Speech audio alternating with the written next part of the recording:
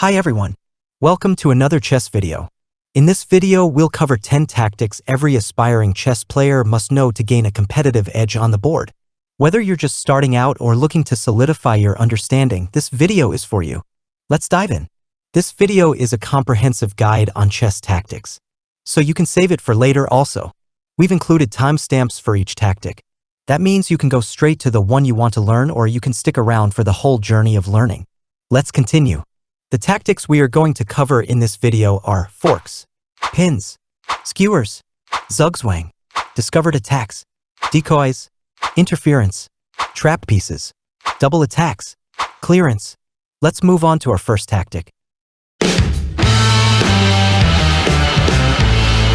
Forks are tactical maneuvers where one piece simultaneously attacks two or more of your opponent's pieces. They're like the Swiss Army knife of chess tactics, versatile and deadly. Let's take a look at an example. It's black's turn to move. Can you find a fork? If you have set e3, then it is right. Knight forks the queen and the rook, and white cannot save both. So how can you spot forks in your games? Look for opportunities where your opponent's pieces are lined up in a way that allows for a fork. Pay attention to squares where your knight or pawn or any other piece can cause maximum damage. Let's take a look at another example. It's black's turn to move. Can you find a fork? Yes. Queen to h5 is the right answer. Queen attacks rook and knight at the same time. Let's take a look at one final example. It's white's turn to move. Yes. It is an easy one. Knight to f6 is a perfect fork targeting king and queen, and black has no option but to resign. Remember, mastering forks in chess can significantly improve your tactical skills and lead to more victories on the board. A pin in chess occurs when a piece is immobilized because moving it would expose a more valuable piece behind it. In other words, the pin piece is unable to move without putting the more valuable piece in danger. Let's see an example of pin. Here, it is white's turn to move and white plays bishop to f4. Pinning the queen as bishop can take the rook in the next turn. While the pinned piece can technically move, doing so would expose a more valuable piece behind it, making it tactically disadvantageous. Let's take a look at another example. Can you find a pin move for white? Yes, that's correct. Rook to c1 is the right move, pinning the queen as it cannot move. This is called an absolute pin. The pinned piece cannot move under any circumstances because moving it would expose the king to check or checkmate. A relative pin occurs when the pinned piece is not the king. Next up, let's discuss skewers.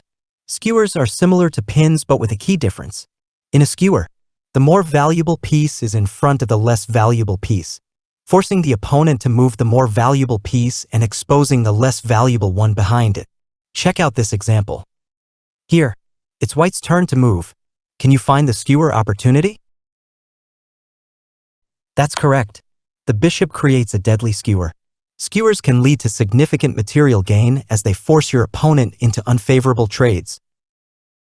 Take a look at another example. Here, the rook plays a skewer and gets the queen.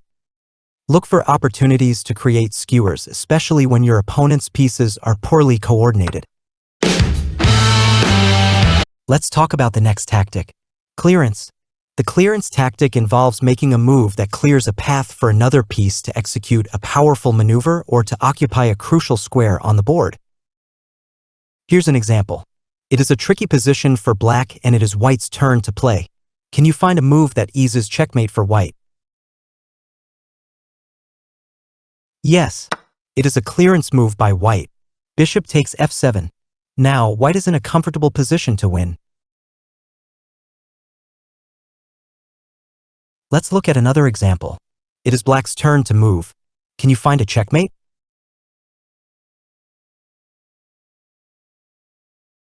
Yes, you were right. It is knight to g3 check. Pawn takes knight and queen offers a deadly checkmate. Clearance tactic can prove to be of value in complex situations on the board. A discovered attack occurs when moving one piece uncovers an attack by another piece, often resulting in a double threat that puts immense pressure on your opponent. Let's explore a practical example to better understand the discovered attack tactic in action. In this example, it's White's turn, and White finds a cool discovered attack to win a rook. Yes, it is knight to e3. King is in check, so Black has to move the king, while losing the rook to knight. Let's see another example. In this position, White plays a discovered attack to win queen or rook. Yes, it is bishop to g5. Black can only save either rook or queen. The discovered attack tactic is a potent weapon in your tactical arsenal, allowing you to unleash unexpected threats and catch your opponent off guard. A double attack occurs when a single move puts two of your opponent's pieces under threat simultaneously, forcing them into a difficult position. Consider this example. In this example, Black offers queen exchange to White. However, White has a double attack that he can play. Can you see this move? Yes, you are right. Rook to e5 targets both knight and the bishop, and White wins material here. Here's another example. It is Black's turn and Black can play a double attack. Yes, exactly. Pawn targets both bishop and knight. By making this strategic move, you unleash a devastating attack on two of your opponent's pieces simultaneously. It is important to master double attacks so that you find opportunities of using this tactic in your games, as well as trying not to get double attacked by your opponent. Another chess tactic that we will talk about is interference. Interference occurs when a piece disrupts the coordination between two enemy pieces, often leading to a loss of material or a favorable position. Take a look at this example. It is Black's turn to move. Your task is to find a way to disrupt the coordination of White and exploit the weakness in their defense. Yes, I think you guessed it right. Bishop to b5 attacks the queen and threats checkmate as well. White loses the queen and has a disadvantageous position. Here is another example to practice interference. White is targeting checkmate with the queen, but Black's queen is protecting it. Can you find a brilliant interference move from White that gets the queen? Yes, you are right. Rook to e7 is that move. Even if the square is protected by bishop, queen, and knight, the Black cannot stop checkmate now. The interference tactic is a powerful tool that can be useful and decisive in chess. So find out opportunities of interference in your next game. Now, let's explore the trapped pieces tactic. A trapped piece occurs when an opponent's piece is surrounded and has limited or no escape routes, making it vulnerable to capture. Take a look at this example. It's White's turn to move. Can you find the move that targets a trapped piece of Black? Yes, you are right if your answer is g4. This move targets the trapped knight of Black. Here's another example to better understand the trapped pieces.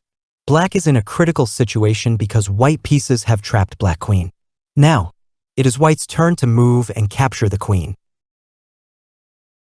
White plays rook a2, and queen has no way to go.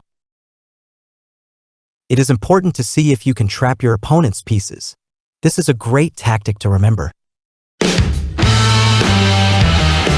Let's talk about another tactic, the decoy.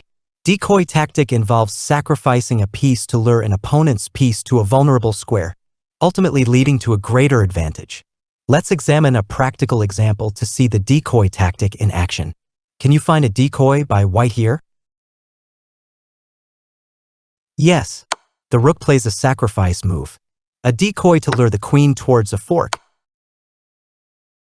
Here's another example for this tactic. In this position, White plays a decoy move to win queen. Have you found this move? Yes. Bishop takes g7 is the right move that bring a king and queen fork into motion. The decoy tactic is a powerful tool in your tactical arsenal, allowing you to create unexpected opportunities and turn the tide of the game in your favor. Our final tactic for this video is Zugzwang. Zugzwang is a German term meaning compulsion to move. Refers to a situation in chess where any move a player makes weakens their position or leads to a disadvantage. Check out this example. Black has moved from b6 to c7. This is where the Zugzwang tactic comes into play. By forcing your opponent into Zugzwang, you put them in a position where any move they make will weaken their position or concede material.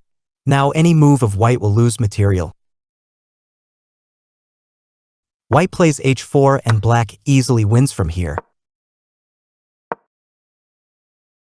Here is another example. It's white's turn to move, but white is in a Zugzwang position forced by black, and any move by white will be bad for white.